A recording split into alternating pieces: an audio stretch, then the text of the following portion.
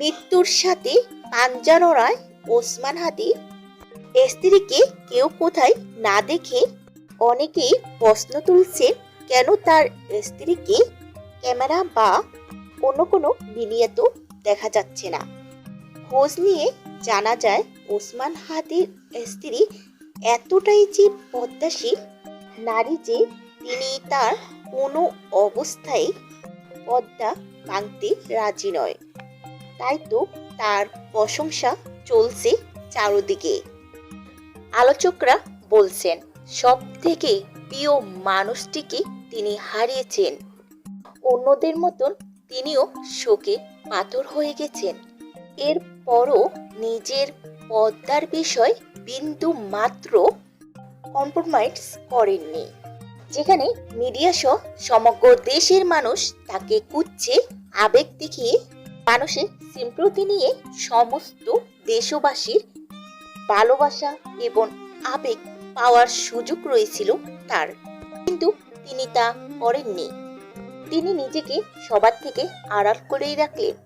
সুবহানাল্লাহ, কতটা গায়রুতমান হলে এই অবস্থাও তিনি তার পদ্মাকে মেনটেন করে চলেছেন, নিজেকে এতটা স্ট্রংলি ধরে রেখেছেন। আলহামদুলিল্লাহ, এটাই হলো আসল পদ্মা। পদ্মার আড়াল থেকে হাদিকে বিজয় দিয়ে গায়রত দেখালো ওসমান হাদির এই স্ত্রী। সামনে এলেও তিনি তার পদ্মার কোনোরকম বরখালার করেনি। আমরা তাকে যতটা গায়রত ভেবেছিলাম তিনি ঠিক ততটাই। শেষবারের মতন স্বামীকে দেখতে মর্গে এলো, কেউ তার ছবি বা ফুটেজ তুলতে পারেনি। মর্গে ঢোকার সময় তার সামনে পর্দার ব্যবস্থা করা হয়। আর এমনি তো বোরকা হিজাব থেকে শুরু করে হাত মোজা পায়ের মোজা তো ছিল, এর বাহিরে কেউ যেন তার ছায়া পর্যন্ত দেখতে না পায়, সেই জন্যই এই ব্যবস্থা গ্রহণ করে তার পরিবার। পরিবারের নির্দেশনায় এই ব্যবস্থায় সহায়তা করেন হাসপাতালে থাকা স্টাফরা। গাড়ি থেকে নামার পর সব মিডিয়ার ক্যামেরা অফ করতে বলেন। আবার যখন গাড়িতে উঠে চলে যাবেন তখনও মিডিয়ার ক্যামেরা অফ করা হয়েছিল, এবং যাতে কোনো মিডিয়ার ক্যামেরা কোনো প্রকার ছবি বা ফুটেজ শুট করা না হয়, এজন্য ব্যবস্থা করা হয়েছে দুইটি রানিং পদ্মাওর। তাকে লোক চক্ষু আড়াল করে গাড়ি পর্যন্ত পৌঁছে দেওয়া হয়।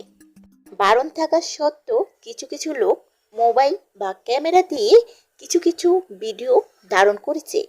এছাড়াও গাড়ি থেকে নামার একটা ভিডিও বাংলাদেশ প্রতিদিনও সেই ভিডিওটি প্রচার করেছে। জানা যায় ওসমান হাদি 2020 সালে বিয়ে সম্পন্ন করে। 2024 সালে 21শে ফেব্রুয়ারি তাদের ঘরে প্রথম সন্তান জন্ম নেয়। তবে হাদির এত এত পরিমাণে পরিচিত থাকার পরও তার স্ত্রীকে কেউ এখন পর্যন্ত দেখেননি, কেউ চেনেন না পরিবারের বাহিরে। তার মানে তার স্ত্রী কতটা বেশি পরিমাণ ধার্মিক, বুঝতেই পারছেন। একজন নারীর আসল ধার্মিকতা চেনা যায় বিপদে পড়লে। তিনি তার পদ্মার ব্যাপারে ছিলেন খুবই সচেতন। তিনি বিশ্বাস করেন আল্লাহর খুশি সবচেয়ে বড় খুশি। স্বামীর হায়াত যতটুকু লেখা ছিল ততটুকুই তিনি পেয়েছেন।